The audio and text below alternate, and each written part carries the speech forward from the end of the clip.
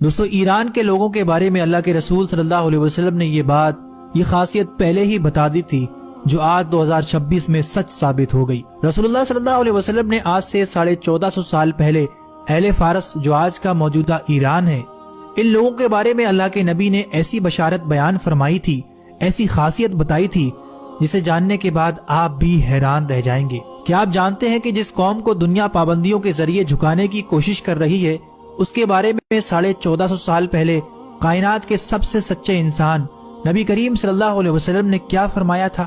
آج دنیا کی نظریں ایران کی طاقت اور ان کی ذہانت پر ٹکی ہیں، لیکن یہ ذہانت اچانک نہیں آئی۔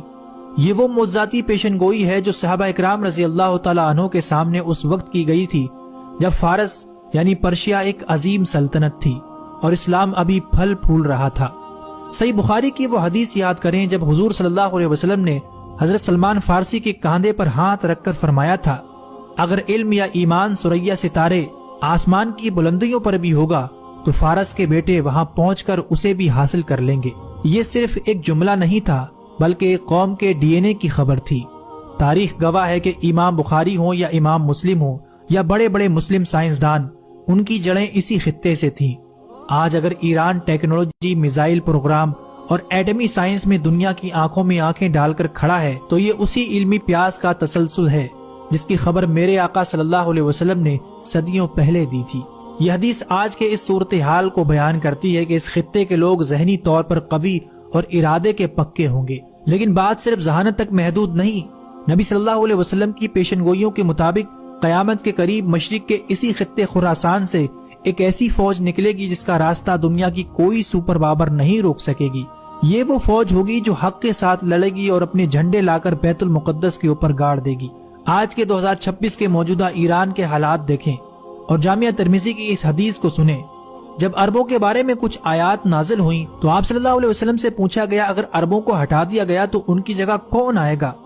آپ صلی اللہ علیہ وسلم نے حضرت سلمان فارسی کے کاندھوں پر ہاتھ مار کر فرمایا، یہ اور اس کی قوم۔ اور اس کے بعد آپ نے فرمایا کہ اگر علم ثریا ستارے پر بھی ہوتا تو اہل فارس میں سے کچھ لوگ وہاں پہنچ کر بھی اسے حاصل کر لیتے۔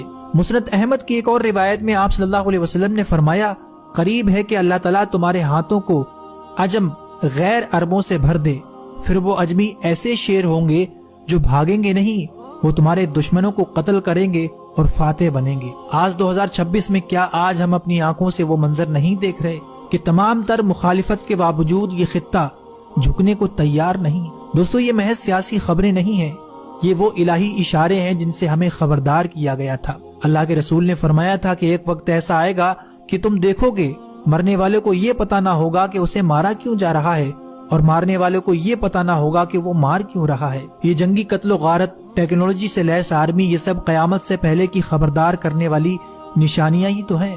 اللہ کے رسول نے اپنی امت کے ایک حصے کے بارے میں یہ بھی فرمایا تھا کہ میری امت کا ایک حصہ قیامت تک باطل سے لڑتا رہے گا اور ان کے مخالفین ان کا کچھ نہیں بگاڑ سکیں گے۔ کیا آج ہم اپنی آنکھوں سے وہ منظر نہیں دیکھ رہے؟ دوستو تاریخ کے اوراق پلٹ رہے ہیں اور نشانیاں ایک ایک کر کے ہماری آنکھوں کے سامنے حقیقت کا روپ لے رہی ہیں۔ یہ محض اتفاق نہیں بلکہ اس عظیم تبدیلی کا آغاز ہے جس کی خبر